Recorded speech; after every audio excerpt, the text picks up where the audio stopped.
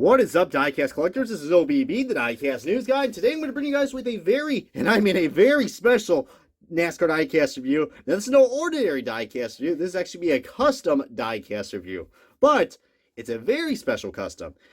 This is part one of part three of these customs I'm about to show you guys, and let's just say these customs have a nice little twist to them. What I'm about to show you guys is pretty damn cool. But these next three reviews were all given to me to review. I mean, these are actually his by one of my good buddies and also a good fan of mine known as Donahue89. So yeah, Michael, if you're watching this video, big shout to you, bud, because these were really cool to film, and my God, I mean, this is just some amazing work that he did. And feel free to check out his Instagram down below. But today it is going to be on Austin Dillon's 2015 Bass Pro Shops NRA Chevrolet SS for Rich Jones Racing. This is the car that, yeah, he had the very scary incident, and he literally flipped this sumbitch over in the catch fence, as you can see right here, man.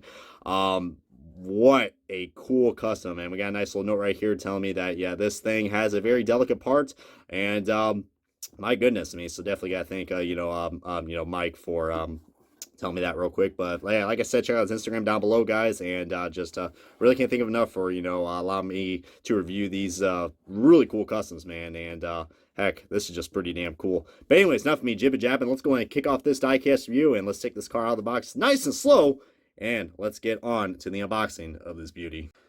Alrighty, guys, we got this diecast out of its box, and my God, this is wow. I mean, first of all, with all due respect, I mean, I'm so glad that Austin Dillon, if you guys know the story about what happened with this car, yeah, Austin Dillon coming down to the final laps of the 2015 NASCAR Cup Series race at the Daytona night race for the Coke Zero 400, I believe.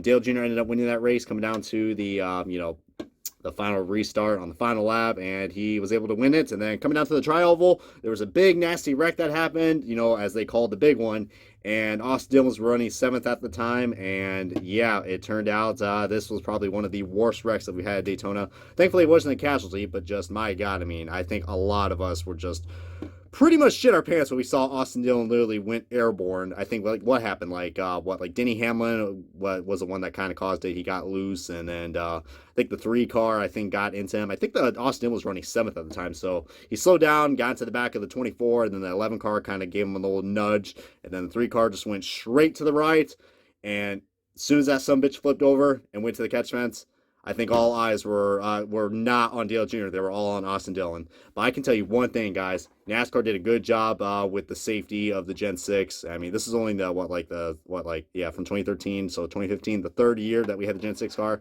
And I'm telling you what, man, if it was for any of the safety innovations that the Gen 6 brought, I think we probably would have lost to Austin Dillon during that race.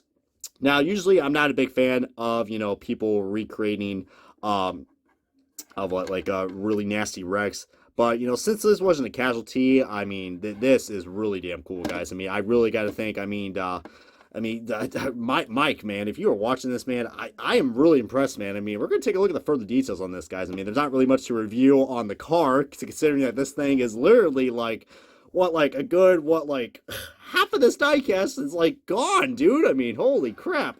Like, see right there, I mean, look at this, man. This thing is just completely just beaten and banged up. Got a lot of scratches and marks, and this is, of course, when you hit the catch fence. But I'm trying to be very careful with this deck lit right here. That is a really cool piece right there at the deck lit with the tethered. But see that, guys, I mean, completely just bent right here. There's just no engine left. I think that literally the engine and the transmission was literally separated when that car, when they finally got that car back to the right side, because it was upside down when this thing happened, guys.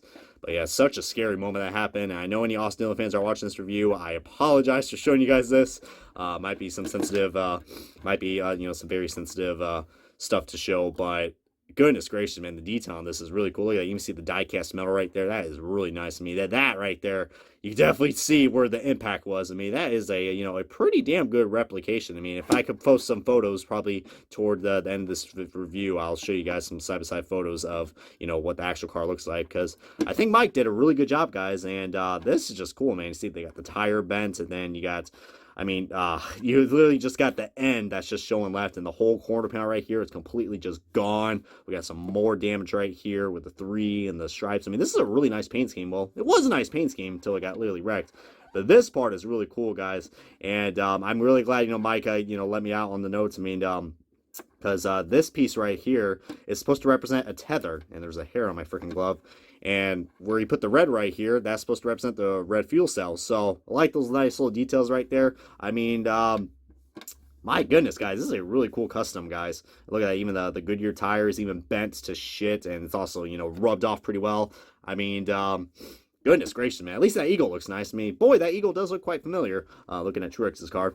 But, my God, guys, this thing is just completely just. I'm really surprised how he was able to get this connected, guys. Probably, I don't know, some sort of glue or putty, but that is some very, very interesting detail right there with the tether. I mean, I don't know, it kind of looks like he used like one of those little plastic strings that, I don't know, that they have on clothes and shit when you have, like, when you're looking at the tags. I think that's what that is, but I don't know. I don't know much about custom making, but my goodness, man, people like Donahue 89 or Mike, making customs like this, man. I know Lord Wrangler makes some too, but this right here is just pretty impressive.